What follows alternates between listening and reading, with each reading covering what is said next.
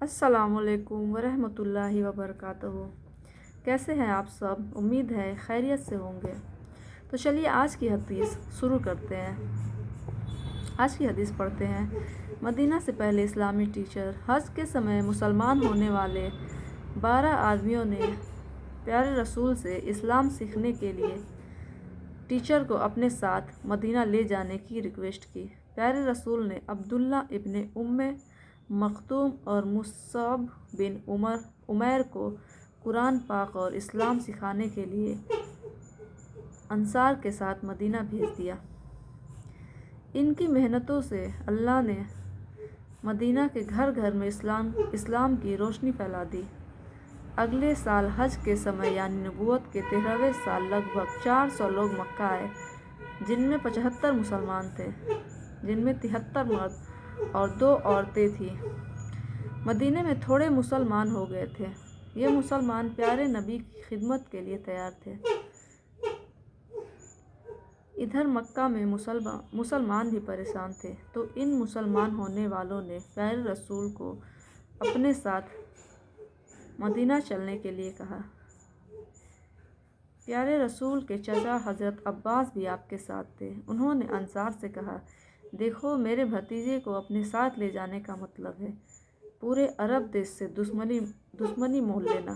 پہلے سوچ لو، اگر تم میرے بھتیجے کی اچھی طرح سے حفاظت کر سکو تو ٹھیک ہے، ورنہ چھوڑ دو اور ان کو مکہ میں ہی رہنے دو، ہم ان کی حفاظت کر لیں گے۔ انصار نے کہا، ہم کبھی بھی پیارے رسول کا ساتھ نہیں چھوڑیں گے۔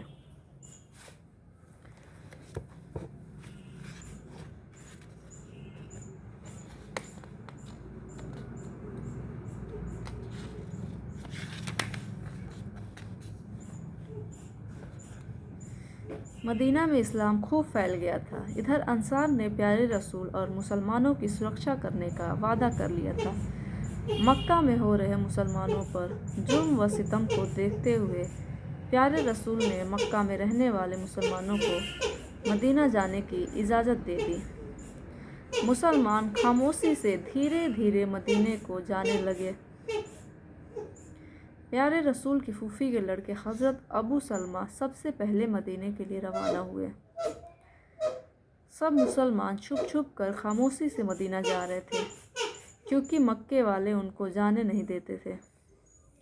مگر حضرت عمر رضی اللہ تعالیٰ عنہ سب کو چیلنج کر کے آئے۔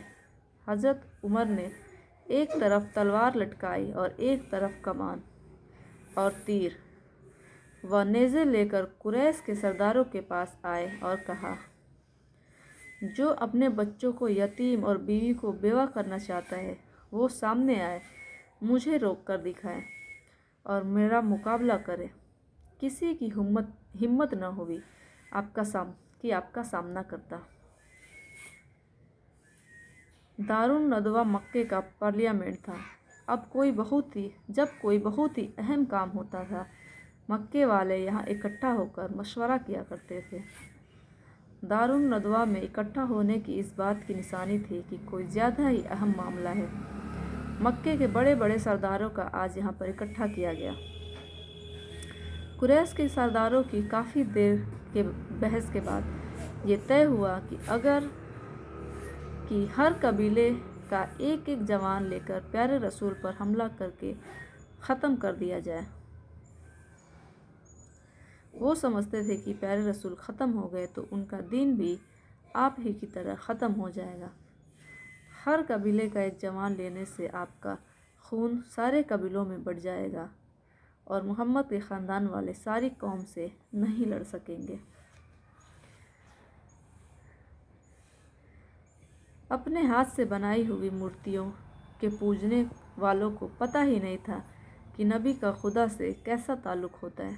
وہ تو آپ کو عبداللہ کا یتیم سمجھتے تھے، بس جو ان کی طرح کھاتا پیتا ہے۔ یقیناً پیارے رسول ایک انسان ہی تھے، لیکن کیسے؟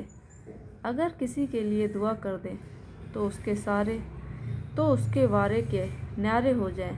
اللہ جس کے ہاتھوں کو خالی نہیں لوٹاتا، تو کیا وہ خود اپنے نبی کی حفاظت نہیں کرے گا؟ بالکل کرے گا۔ خدا نے پیارے رسول کو دشمنوں کے प्लान के बारे में बता दिया। दुश्मनों ने चारों तरफ से आपके मकान को घेर लिया। तलवारें कत्ल को तैयार थी, लेकिन प्यारे रसूल उनके सामने से कुरान पढ़ते हुए गुजर गए और उनको नज़र भी नहीं आए। सुबह को जब रोशनी हो गई तो आपका घर खाली था। आपके बिस्तर पर हज़रत अली थे। दुश्मन का प्लान पूरी तरह नाकाम हो गया और मक्के में कोहराम मच गया।